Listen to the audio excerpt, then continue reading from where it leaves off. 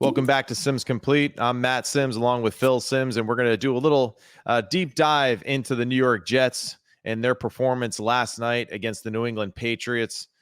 Good to see Aaron Rodgers back at Jet Life, as they say over there, and back on the field healthy, doing his thing for the Jets. And obviously they got the win. Big Phil, how was it watching the Jets last night? Well, it was fun. Jeez, I was expecting a low-scoring, kind of boring game. Jets, find a way to win it 16. Well, it was 10. boring. It was boring. No, it wasn't. It was not. I thought it was exciting. Now, I have to admit, I'm writing notes as the game's going on because, Okay. wow, I like this, I like that. Let me talk about that and whatever. But I think you're right. Towards the end, I was like, okay, wow. New England can do nothing on either side of the ball. And yes, the Jets have played one of the best games I've seen them play in a while. And I'll start with this, Matt. I'm going to give the coaches of the Jets a lot of credit for what they did. Yeah. And I'm going to start with the defense. Jeff Ulbrich, you know him well. The game plan he came out with, I think let me rephrase that. It definitely confused and upset the New England offense. What does New England want to do on the offensive side? Run the football. Run the football, control the pace of the game, shorten the game, throw an occasional pass. We're running it so well, we get what we know is going to be easier to throw against defenses because of our run game. Well, none of that worked because the Jets came out and were blitzing last night. It stopped the run, made it much harder. The pass protection by New England wasn't very good when they had to throw, even if it was just no blitzing. But the blitzing really, I thought, really changed the game. And the Jets got 7 sacks. So they had the offense, and the blitzing stopped the run of the New England Patriots. That might be the biggest thing. Maybe that's why they did it. Just blitz, because we don't want this same type of game that New England's played for a couple of weeks and upset, of course, the Bengals. And they did it their way. And I thought it was very smart, worked really, really well. Yeah, I think that's a great point that you bring up. We always refer to the blitz as something to stop the passing attack of the opposing team. And this is an example where the Jets were using the blitz to slow down that first and second down running attack of the New England Patriots. And then to put them into, tough third down situations where they know that they have the advantage with their pass rush, with their secondary. And able to just line up against the New England Patriots, who really struggled all day to create any sort of rhythm offensively. And that was because I think you're right. You make a great point. Jeff Ulbrich really did change the style in which they played. And this is something that we had mentioned about the Jets, which I still think is true today. Just their lack of size in the interior part of their defensive line is an issue for them. So how do you combat that? You attack different gaps in the pressure and make sure that you're just causing as much disruption in that running attack as possible. And that's what they did. And, someone that I think also really kind of jumped off to me too, as I was watching the football game. I know CJ Mosley, how important he is to this football team, his veteran leadership. But Quincy Williams, obviously filling that role as that defensive leader, did a really good job. But this kid, Sherwood, man, he is a really good football player, a former safety in college, now linebacker. You can see his speed and versatility, and he is definitely someone that I think plays into that, fast attacking line of scrimmage play very well. Yeah, and it made me think as you were talking about all that, let's don't forget the New England receiving team, or the group of them, not a group that really, you're worried about. And the Jets, so that's another reason why you blitz. Oh, we know we can cover this group of receivers one-on-one and take advantage of that. And they did. And Jacoby Brissett, who's really played flawless football in the first 2 games. No mistakes, no interceptions, no turnovers. Right. I mean, not mobile enough to really escape anything, and the Jets just overwhelmed them. So on that side. And that was just putting them in tough situations on third down, not able to convert any of those. So they're quick 3-and-out drives. And from there, this is where I think the Jets played really good offensive football, right? That complementary football to go along with what the defensive scheme was. And that was, we're going to take our time at the line of scrimmage. I couldn't help but think Aaron Rodgers was like kind of tapping into like a Peyton Manning aspect of the line of scrimmage, where It just seemed like they broke the huddle and they were standing there at the line of scrimmage forever waiting to snap the ball, no matter what the play was. And I think that was part of it, just the time of possession aspect for the Jets. And the time of possession ended up being 40 minutes to 19 in the Jets' favor. So I think really just good ball control by Aaron Rodgers and understanding the big picture of being a great game manager. Yeah, well, I think a lot of times Aaron goes up there and goes, okay, let me look at it. What am I going to do? Well, I got lots of options or whatever. Right. And if you're too far off of my receiver, well, I don't know what you call it, Matt. The quick throws outside, they call them, is it smoke throws? Is there another name for them? Yeah, I mean, like, smoke, nows, it doesn't matter. Yeah, but you did see that, right? That yes. Jets lining up in an obvious running situation. I think New England knows that they're lining up to run it. But if you play that off coverage on the outside, especially to a single receiver, he's going to take the football and he's going to throw it out there quickly to a guy like Lazard. We saw it to Myles Garrett. I mean, to Myles Garrett, to Garrett Wilson. And Mike Williams. And Mike Williams again. That was a really effective way, as they say, quote unquote, an extension of the run game. Right? Oh, yeah. Well, let's do this. Let's get to that. Okay. Watching the game, as it starts, nothing surprised me as far as Aaron Rodgers. Well, no, they will. But here's the two. What is his favorite pass that he likes, Matt? The back shoulder fade? The back shoulder. Yeah, it slants. Yes, those two things. That's what he's done for years. I did some games in Green Bay, and he's great. The receiver is running down the field, and he's reading the defensive guy, of course, and that determines what throw he's going to make. High and soft over the top, you run and catch it. What people, kind of think every long throws are. Or if the defender's in front, looks like he's got you covered, it's a back shoulder throw. And he doesn't like them. He loves it. Yeah. And man, he can't wait to throw them. Yeah. But so that's one thing. And the other, the slants, you're right. I did a game in Green Bay. And the week before I did their game, you ready for this? I can remember it like it's yesterday. 24 slants in the game. 24. Yeah. So, and then the last thing is just the quick throws outside. And there's so many things to talk about when we talk about Aaron Rodgers this game. But so there you go. You almost got their game plan synced every week. Throw some slants on third down. We're going to throw back shoulders or whatever it looks like down the field. And then we got all the quick throws outside to keep the receivers involved in the game. And, of course, like you said, take advantage of defenders that are too far off, especially on first down. Yeah. Because you can throw it out there and get 5 yards, and, okay, that's a good run. Yeah, so, and you're typically getting some sort of single safety middle look, right? Because they're trying to stop the run. And typically in those looks, especially when the receiver is in a tightened split to the tackle, the corners typically play off in those looks. That being said, it worked against New England.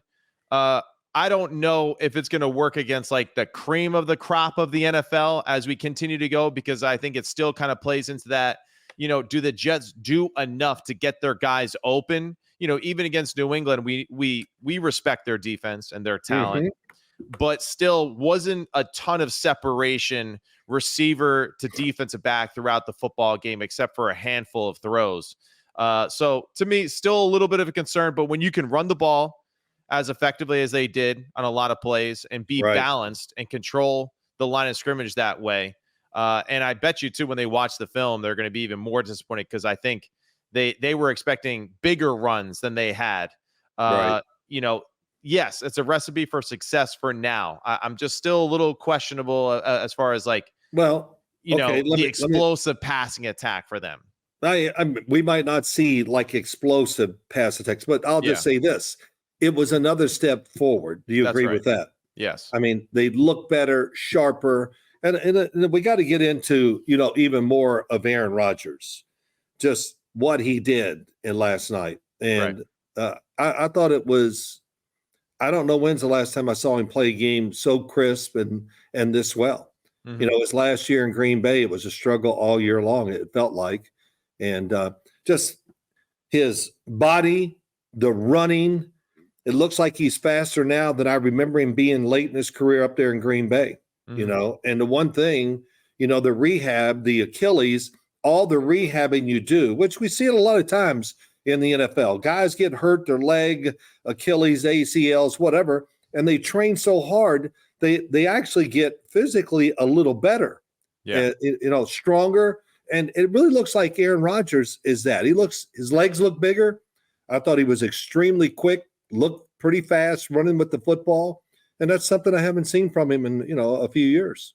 Yeah, I would definitely agree too that his movement in the pocket and him extending plays with his feet, he definitely seemed to be in more game shape than what we saw from him in San Francisco. Definitely more confident, definitely trusting his instincts a little bit more naturally too, which Yeah. was great. It also helps too that I think the offensive line for the most part did a good job of you know slowing down the Patriots pass rush and keeping them in front, whereas in San Francisco, the pocket seemed to collapse on a little bit. So the offensive line is building that chemistry with each other. Hopefully Morgan Moses isn't too injured, which I think was labeled as a knee. When I saw it live, I thought it was like a high ankle sprain type of look by Yeah. the way that the defender landed on him. But overall, this offensive line, I think, you saw Elijah Vera Tucker on a few double teams where he is just doing a great job of working with Tippmann and working up to that second level for some of those big runs.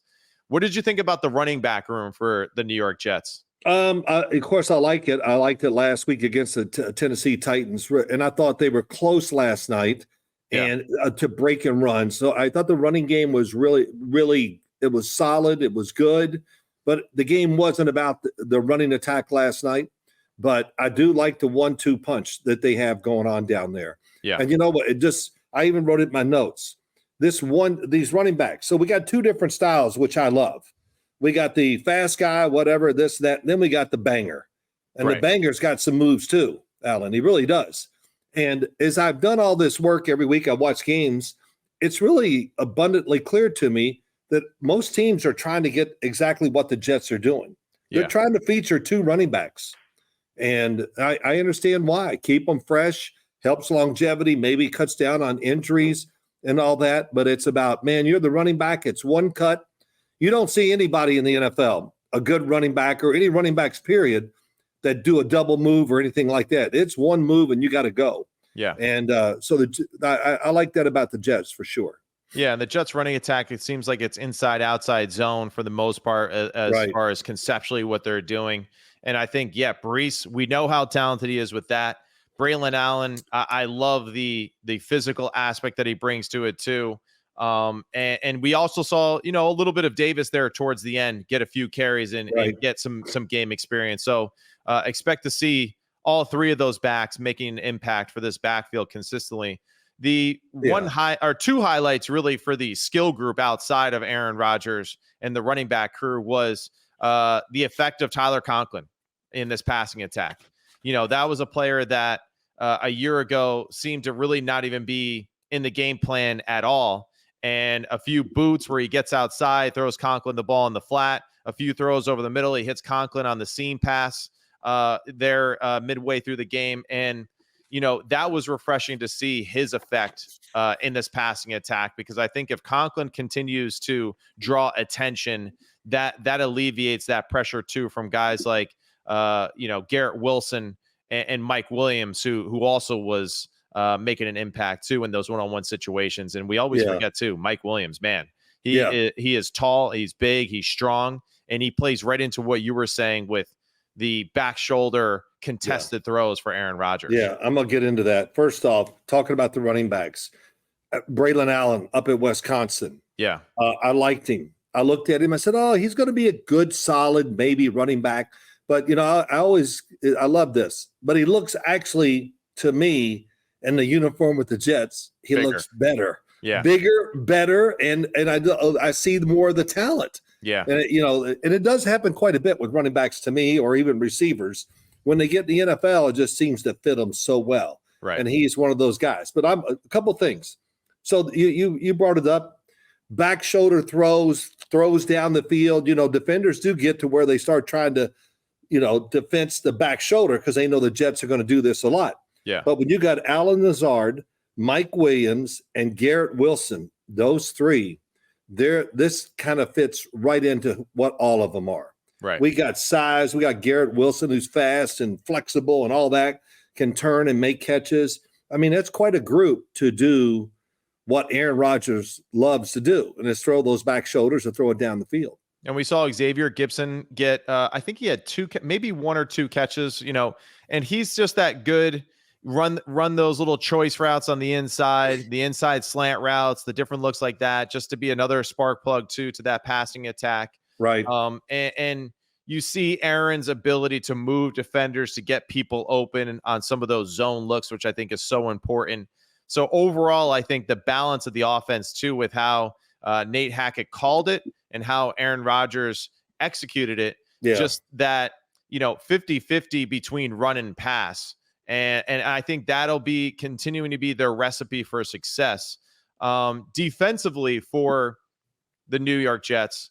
Well, let's finish with finish with the offense a little more. Yeah, go ahead. Well, like this. One, I think they spread the field. What? Because it really makes it easy. You declare what you're going to do on defense, and I think Aaron Rodgers loves that.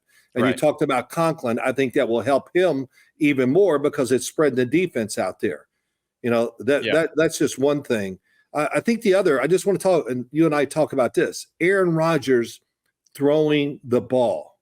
I mean, Matt, he's got to have, we know he does, really big hands and flexible hands. It's like he's throwing a baseball. Right. It looks, he handles it like it's a baseball, like it's so small, he can do whatever he wants with it. And I don't think, try to name me one player in the NFL who can spin it as hard as Aaron Rodgers. And listen, I think he's throwing the ball with more power than I've seen in years too. I mean, he's letting it go sometimes, big time. He did it against the Jets, Tennessee a couple times, and he had a few in San Francisco. And just the power of his throws, his ability to flick it with his hand and wrist. Mm-hmm. He doesn't even need his body. Hell, he could just, stand there and like just do this and throw it, 30 yards on a line down the field. So what are your thoughts? And on the run, he doesn't even have to get in position. He can just do it with his hand. It's I say, I know maybe Mahomes can do some of that, but not to the degree I think Aaron Rodgers does it. So what do you think about that statement? There's 2 throws that really come to mind when you bring up these thoughts with Aaron Rodgers and his throwing motion. And it's the touchdown pass to Wilson, right, where he's moving to his right. He's trying to throw it in rhythm to Wilson in the flat right away. They're kind of trying to set a little goal line pick for him to throw to that front pylon. He gets bumped. He stumbles, and Aaron buys a time with taking a step or two to his right. And then, he throws that football so accurately and powerfully to the front pylon that, even though Christian Gonzalez, who I think was on the catch, on the defense there, he was all over it. And still, it was just thrown so accurately and so powerfully that he had no chance to make that play. So that's definitely one. And there was another one too that I want to say on like a third and 2 or 3 situation. They did like a fake little power pass, and Ruckert is covered in the flat. He scrambles to his right. He buys more time for Ruckert. Ruckert does the old like up and then works back down towards him. And again, that was another throw on the run where he rifles it to the outside shoulder with perfect accuracy. And I remember laughing too, because Herb Street was on the call just being like, Aaron Rodgers just threw this ball so hard and so accurate. And it's like, Herbie, like this is the NFL, man. This ain't the college stuff that you've been watching. This is different. That's right. And and those were the 2 that I think really jumped off as like those were those slightly off schedule plays that really are the difference in what they didn't have a year ago to this year. There was another throw, actually, now that I think about it, to Mike Williams early on in the football game. He scrambles to his right. There was a penalty on the play. Right. And he ripped it. And Mike Williams just missed timing it up down the right sideline. But those are the plays that I expect them to continuously, show us each and every week that they have the potential to do those, especially with guys like Mike Williams, like Ruckert and Conklin in that boot game, and also too when Aaron's scrambling.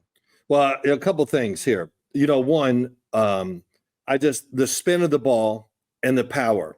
Right. And receivers don't have to wait on it. It gets there. And the Yeah. spin, I've talked to many receivers over the years, Matt. I always ask them these questions. If it's thrown really hard, but they throw a really tight spiral spinning, is that good? And they go, oh, what do you mean? That's great. And I would say 4 or 5 guys I said this to, and they go, hey, I want the ball as fast as they can get it to me. Right. So we know Aaron can do that. Yeah. But they were making a big deal. Oh, his throwing the yards after catch last night. And yeah, yards after catch because they never had to slow down or adjust to catch it. He was so accurate. It was always right, full speed. Here it comes. Just keep running. The ball hits me. I catch it. Yeah. And I thought that was really just, maybe I'm going overboard about Aaron Rodgers and what he did, but I think I'm one of these guys. I want to see, can he ever at 40 be somewhat the guy that we saw in the past? And I think last night made me think that, maybe this really can work big time for the Jets. Yeah. And we said it earlier. This is, I think, the style in which they want to play and how they want to play and control football games this way. Aaron Rodgers finished with 77% completion percentage, 281 yards, 8 yards per attempt or completion. So that was good, even though probably the air yards for the majority of them were like 4. He hit a few of those fades and a few of those quick ones that went for more. And then 2 touchdown passes, and your favorite stat, his passer rating was 118. So, I don't know what that means, but I don't know either, but it's pretty good, I think. Yeah, it's pretty good. But the stats, I think too, the last thing just for Jet fans and whatever, even if you're a football fan, the stats, whatever, I just think that, I think I'm happy. I want to see Aaron Rodgers play well. I think it's exciting. I root for the Jets. We live up in this area. And I want to see him win, and it's got a lot of people excited. That's for sure. Yeah, it does, and I think we see too just the activity now. Let's switch to the defensive side of the football because I think this really is, of course, it's going to be a lot about Aaron Rodgers and the skill group and that. But again, for them to be, I think, a championship type of team, they're going to have to rely on their defense getting a lot of these things done for them. Sherwood, like I said earlier. I thought he played extremely well. He had 4 tackles on the game. And I think just his speed that he plays with Quincy Williams really is a huge asset to the New York Jets and him getting those reps while CJ Mosley is out. Will McDonald has been very impressive. Of course, the discussion has been Hassan Riddick. Will he come back? Whatever. How is that going to play out? Especially too with Jermaine Johnson's injury being out for the year with his torn Achilles. But Will McDonald has been playing some really good football. And the other guy that really shows up a lot too as the game goes on is Takk McKinley. McKinley did. I wrote his name down. Yes. Yeah. Maybe not getting statistically the numbers you want to see, but he is definitely collapsing the pocket a lot and is adding another physical element to the outside of that Jets defensive line. And that really was the story. Jacoby Brissett and their passing attack really had no chance after that. No, the talent is a problem with New England, so they took advantage of that, of overwhelming it. And 2, their game plans are not going to be elaborate because they know the style they want to play.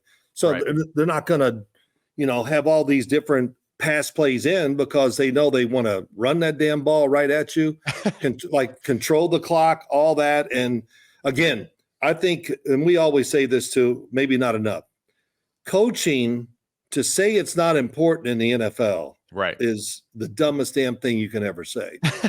Okay. Because it's almost everything. And we'll just go with quarterbacks. You got to play for a coach and a team where you fit this, they can make everything fit to you. So that's one thing. And a lot of coaches do that. But the same on the defensive side too. And when I see the Jets, when I was watching the game, the first 2 games, I'm going, oh my God. I think they led the league last year in playing deep coverage and not ever pressuring the quarterback. Right. I think they were number 1. They played more 4 deep and 2 deep. Oh, I don't want to get into that. We got to outlaw 2 deep. Okay. Yeah. When you say things like that, it stands out there and you got to own it. But okay. But yeah, Well, but McCourty had a great line. He says, "You know how you get them out of too deep? You run the football better." So that's the truth. yeah, You know? yeah, Yeah. but so they were always back. But to see what they did last night, so that kind of gives me not a hope, but it makes me think the Jets can be a little more creative as Right. time goes on, and we'll see how it works out. But hey, but you're right. Ken Law, defensive lineman, Quentin Williams. I really didn't. I didn't get it. I watched the tape real quick, but I didn't get a real great feel how he did last. I didn't hear his name very much. But No, yeah, he was active, yeah, especially in some of their obvious passing situations. He was in the backfield. He got half a sack, I believe. okay, So he was involved. Let me see actually. He had one sack on the game. I know that he was kind of close for a few others there too. man, yeah, that But must be as a frustrating. whole unit, I think they played well. And you're right. The Jets, I think, evaluating themselves early on through first 2 weeks of the year and seeing that, yes, our D line is talented, but are we really going to be able to stop the run consistently with just having our 6-man defensive box or 7-man defensive box and running just standard defensive looks? We got to mix up the looks. And I think it's good too. It breaks a little bit of their tendencies, going forward, which I think a year ago, everybody kind of knew this is how they're going to play. This is how it's going to look each and every week. This game shows a little wrinkle of you got to prepare for now what they've been the past few years and now what they could be with all these different pressure looks and Right. blitzing guys off the edge. So I think it's a good mixture for this team going forward. Excuse me, man, I'm getting choked up talking about this. But my last thing is the Jets, I think, almost had to play the way you were talking about last year. Yeah. Because they were trying to camouflage so many things. Right. And a lot of it had to do with the offense and the design of it. Mm-hmm. But, now it's a different, hey, look, it's out there. We've seen the improvement. We see that they can kind of coach it different and all that. So right. I want to see him just keep moving forward. What we saw last night, that was good, but let's get better. Let's keep pushing it out there and see what we can come up with. And two, I got to admit, I was Nate Hackett. I was happy for him. Mm-hmm. It's probably the first time he's sit over there since he's been a Jet coordinator and didn't have a blood pressure going over the roof as he's like, hey, this is all working, baby. We actually saw him, smile a little bit. He did smile a couple times. Yeah. So it was a good night. It was a good night. And Chuck Clark, I think one of the cooler plays of the night too, where he was tackling Ramondre Stevenson. And as he's tackling him, ripped the football away. So forced fumble recovery, all in the same play going to the ground, which I think really was kind of like as soon as that play happened, it was like, all right, this game is absolutely over. So the Jets in control from start to finish. And now next week, they will play the Denver Broncos at home at 1 p.m., which will be a fun game. And of course, Aaron Hackett, the Broncos, all that kind of stuff. Zach Wilson, it's over. Sure there'll be a few things said, I think, in the media press conferences leading up to this one. So it should be another entertaining one for sure. All right. Well, good stuff. All right. Good. Well, you the man, big guy. We're going to continue to do this too here at Sims Complete. We're going to dive more into the Jets and Giants every week, and then we'll kind of fill in the blanks with some other storylines and quarterback play that we really find interesting. But we're gonna stick with our boys here in the backyard and really talk Jets and Giants primarily this season. So I'm looking forward to that and excited for that. Listen, we're going to try to do that. We're going to try to do this Jets and Giants every Monday, right? Is that our goal here?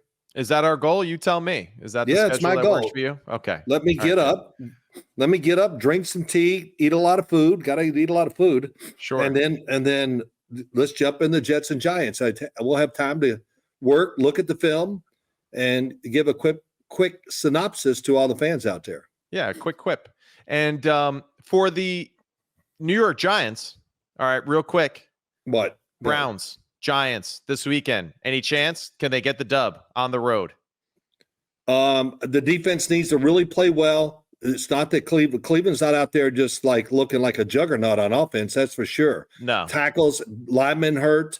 David Njoku's not there. I mean, So defense plays well, man. But I watched that Cleveland Brown defense last week. Boy, they were on fire. Yeah, and they're different at home too. They're that much better at home than they are on the road.